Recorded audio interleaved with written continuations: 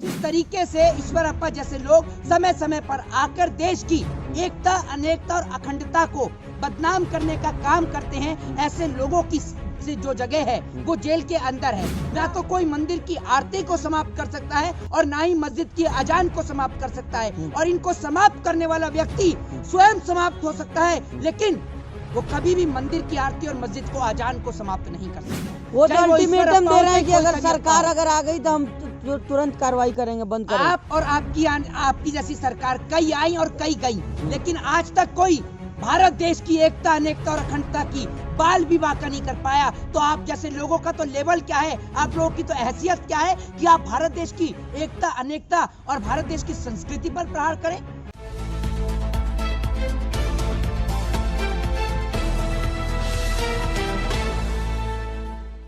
ईश्वरप्पा कह रहे हैं कि सर दर्द होता है, आप भी हिंदू हैं तो आपके सर में दर्द नहीं होता है क्या अजान सुन के? देखिए, ये नाम से ईश्वर है, वैसे कर्म इसके शैतान वाले हैं। मैं आपको बता दूं, जिस तरीके का ये बयानबाजी कर रहे हैं, इस तरीके का बयान सिर्फ देश के अंदर सांप्रदायिक हिंसा को बढ़ावा देता है।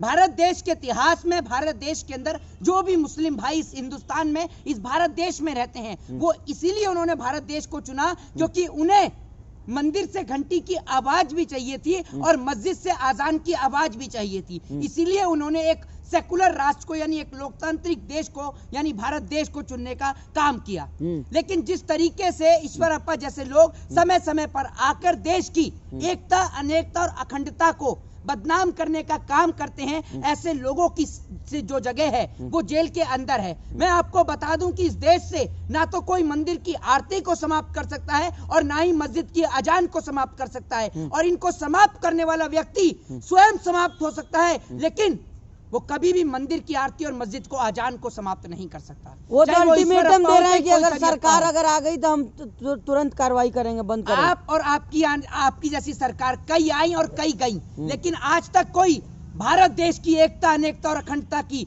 बाल भी वाका नहीं कर पाया। तो आप जैसे लोगों का तो लेवल क्या है, आप लोगों की तो हैसियत क्या है कि आप भारत देश की एकता, अनेकता और भारत देश की संस्कृति पर प्रहार करें।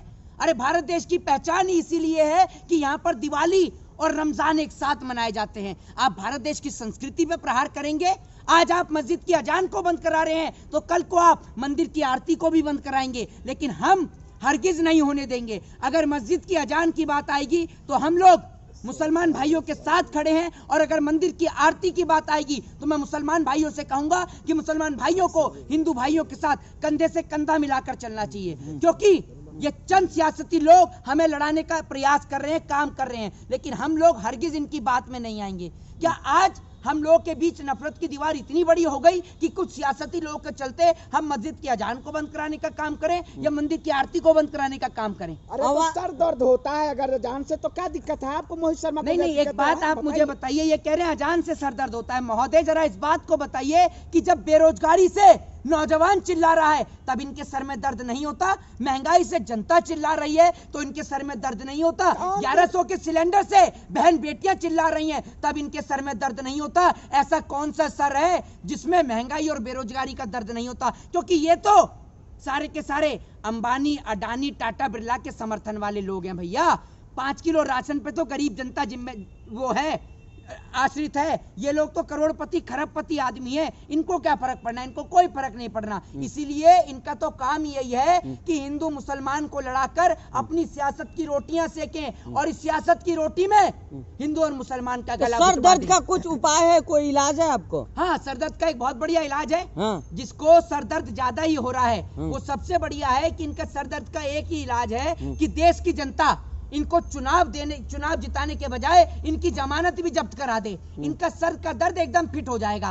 अभी ये लोग सोच रहे हैं, क्योंकि ये भाजपा से जो है पूर्व सीएम भी रहे हैं ना, तो ये सोच रहे हैं कि ऐसी बयानबाजी करेंगे तो बीजेपी दोबारा भी क्या पता इनको सीएम या मुख्यमंत्री बना दे, क्योंकि भाजपा में जो जितना लुच्चा है वो उतना ऊंचा है। मोदी जी पकड़, सुन लीजिए, लगता है आपको लग रही है तो चले जाइए मोदी जी के बनाए शौचालय में, थोड़ी देर लगी हुई को रोक लीजिए। शर्मा जी बेरोजगारी की बात कर रहा है, देश हिंदू राष्ट्र बनना है, आप बेरोजगारी महंगाई की बात कर रहे हैं। अरे भैया, एक बात आप मुझे हिंदू बताइए, राष्ट्र के अग्रिम उसमें है, स्थिति में है हिंदू राष्ट्र बन रहा है देश। हिंदू राष्ट्र बनना है? क्या हिंदू राष्ट्र बनना है? मोदी जी सेखों के हाथ पकड़ रहे हैं, आप कह रहे हैं हिंदू राष्ट्र बनना है। कैसा हिंदू राष्ट्र बनना है? मोदी जी जाके सेखों के हाथ पकड़ रहे हैं, वहां जा रहे हैं, और अभी पाकिस्तान से कुछ लोग भी यहाँ पर आने वाले हैं, उनके अधिकारी जो हैं वो मेरे को पूरी तरीके से वेरीफाइड नहीं है। रक्षा मंत्री या फिर कोई जो टीम है जो विदेश मंत्रालय की वो यहाँ आ रही है।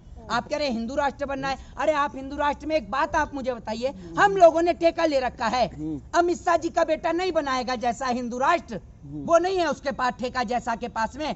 जैसा को क्या है बताइए ना, जैसा के पास में क्या क्वालिफिकेशन है उसके पास में।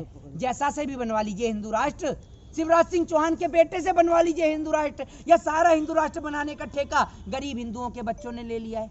बताइए ना, आप दलितों को एक समान अधिकार देते नहीं है। आपकी कोशिश ये है, हिंदू मुसलमान बहुत दिन लड़ा लिया, अब दलित और स्वर्णों को लड़ा दो। ये आपकी राजनीति है, ये आपकी राजनीति हरगिज नहीं चलेगी, ठीक है ना। और मोदी जी, आप जिन लोगों को लड़ाना चाह रहे हैं ना, वो देश बाबा साहब भीमराव अंबेडकर के संविधान से चलता है, और इस देश के लोग अब आपकी बात में आने वाले नहीं है। आपकी पार्टी में जितने नेता नहीं है ना, उससे ज्यादा डिग्री अंबेडकर साहब मोदी के जी पास का थी। डंका बज रहा है, आप कह रहे हैं नहीं, मोदी ने मैं आपको डंका बज बताता रहा हूं, है, सुन तो लीजिए आप। विश्व गुरु बन रहा है। अरे विश्व गुरु कैसा बन रहा है पता है हमें, कैसा किस तरीके का विश्व गुरु मोहित बनना शर्मा है। को दिक्कत हो चाइना रही है का- विश्व नहीं, गुरु नहीं, से। विश्व गुरु कैसे बनना है, किस प्रकार से विश्व गुरु बनना है। बेरोजगारी से जनता त्रस्त है, 1100 का सिलेंडर लेने से विश्व गुरु बन जाएगा है। आप एक काम करिए, 1100 का सिलेंडर लेने से अगर विश्वगुरु बन जाएगा तो एक काम करिए ना, पहले भारत को विश्वगुरु ही बना लीजिए, सारे नेता मंत्रियों की पेंशन बंद कर दीजिए और विश्वगुरु बना दीजिए। मोहित शर्मा इस्लाम कबूल कर लिया, क्योंकि आप हमेशा मुसलमानों के फेवर की बातें करते हैं। क्या हुआ? पहली बात तो ये कि सुनिए, अगर मैं आपसे ये बात कहूं कि आपने जो है हिंदू धर्म को ज्वाइन कर लिया, फिर नहीं, आप एक बात मुझे बताइए। नहीं, एक हिंदू बात राष्ट्र आप खंडन नहीं, करेंगे मेरी आप? बात सुन लीजिए, हैं? मेरी बात एक हिंदू मिनट। होकर के पहले मेरी बात सुनिए, एक बात सुनिए, अपने शब्दों की मर्यादा रखिए, ठीक है, और अपनी औकात और अपने पजामे के अंदर रहकर बात करिए, ठीक है ना। अपने इस पजामे से बाहर निकलेंगे ना तो ध्यान रखिएगा कि आप पत्रकार होंगे, बिल्कुल आपकी पत्रकारिता जब एक लहजे तक चलती है ना तभी लोगों को पसंद आएगी, नहीं तो जिंदगी भर ऐसा मुकदमा लगेगा ना कि जिंदगी भर ना बच्चे भी हो जाएंगे ना तब भी कोर्ट का चक्कर लगाना नहीं छोड़ेंगे। जिस तरीके ठीक आपको है ना? जवाब होता है ना, उस तरीके से तो मैंने नहीं, एक थोड़ा बात सा आप सवाल मुझे रखा था। बताइए। नहीं नहीं, आप एक बात मुझे बताइए, मैंने कहा कि आज इनको मस्जिद की अजान से सर में दर्द हो रहा है, कल को मंदिर की आरती से भी दिक्कत होगा। मैंने तो दोनों को मंदिर की लेकर आरती से कहाँ नहीं दिक्कत नहीं, है? अभी एक मिनट सुनिए, अभी मैं कह दूं ना कि हाँ हाँ ईश्वरप्पा ने जो बयान दिया है बिल्कुल सही दिया है, तब मैं हिंदू राष्ट्र का प्रमाण दे दूंगा। ये बेवकूफी वाले सवाल ना नहीं, उस एक आरएसएस वाले कार्यालय में एक जाके ब्राह्मण होते पूछेगा। हुए आप ये हिंदू राष्ट्र का खंडन करेंगे? तो एक बात आप मुझे बताइए, इसका महोदय का नाम है मेहताब, आप हैं, आप मुसलमान हैं, ये बताइए ना, आप ये बताइए, आप मुसलमान हैं, अब क्यों कर रहे हैं कटकट। अब सुनिए ना, आप भी तो मुसलमान हैं, आप ये बताइए ना आपका क्या राय है इस बारे में। ये ऐसे पत्रकार हैं कि अगर कोई व्यक्ति देश और समाज में जहर घोलने वाले बयान दे तो इनको सहमति है। ये वसीम रिजवी का छोटा भाई है मेहताब, ऐसे ये समझ मतलब लीजिए। ऐसे क्या होता है, ऐसे कैसे, ये क्या होता है, ये कौन सा- ऐसे कैसे, ऐसे ऐसे जैसे जैसे तैसे तैसे वो आपको सब समझ में आ जाएगा, ठीक है ना। जिस प्रकार से ये देश की अस्मिता, एकता, अनेकता और भाईचारे को खराब करने का प्रयास करते हैं। एक बात आप मुझे बताइए, आज अगर मेजोरिटी में हिंदू हैं तो ये लोग कहते हैं कि अजान से सर में दर्द हो रहा है। अगर मैं आपको बता दूं, यही लोग अगर आज मुसलमान मेजोरिटी में होते तो ये लोग कहते बीजेपी वाले चुनाव जीतने के लिए कि आरती से सर में दर्द हो रहा है, क्योंकि इनको वोट चाहिए, जो संख्या में ज्यादा है उनका वोट चाहिए, इसीलिए तो ये लोग कह रहे हैं कि इनके अजान से इनके सर में दर्द हो रहा है। वरना इनकी पार्टी के नेता दामाद मुसलमान पकड़ कर ला रहे हैं। शाहनवाज हुसैन से पूछिए जरा ईश्वरप्पा जी, वो भी तो मुसलमान हैं। बागेश्वर धाम अरे बाबा क्या चुप कह रहिए, रहे हैं? बागेश्वर के चेले चुप चार- रहिए, चार बागेश्वर के बच्चे पैदा चेले, करो, दो रात को बागेश्वर समझ चेले के और कर दो। बागेश्वर चुप रहिए, सुन लीजिए पहले जरा एक बार शाहनवाज हुसैन से तो पूछ लीजिए ईश्वरप्पा जी, वो भी तो मुसलमान हैं, वो भी तो अजान करवाते होंगे, वो भी मस्जिद में जाते होंगे, नमाज भी पढ़ते होंगे, उनकी अजान से आपके सर में दर्द नहीं होता? कहाँ से होगा? वो भाजपा के दामाद हैं और भाजपा से नेता भी बनते तो हैं। आपको क्या मंत्री दिक्कत भी है बनते उनके हैं। दामाद सुनिए, से? सुनिए, आपको क्या दिक्कत है? इसके अलावा मुख्तार अब्बास नकवी वो भी मुसलमान है। ईश्वरप्पा जी उनसे कहिए ना जाकर कि वो नमाज पढ़ते हैं नहीं पढ़ते हैं, अजान पढ़ते हैं नहीं पढ़ते हैं, अजान सुनते हैं नहीं सुनते हैं। इस देश की खूबसूरती अजान और आरती से ही है। देश की खूबसूरती को बर्बाद ना करें। जय हिंद, जय भारत, वंदे मातरम।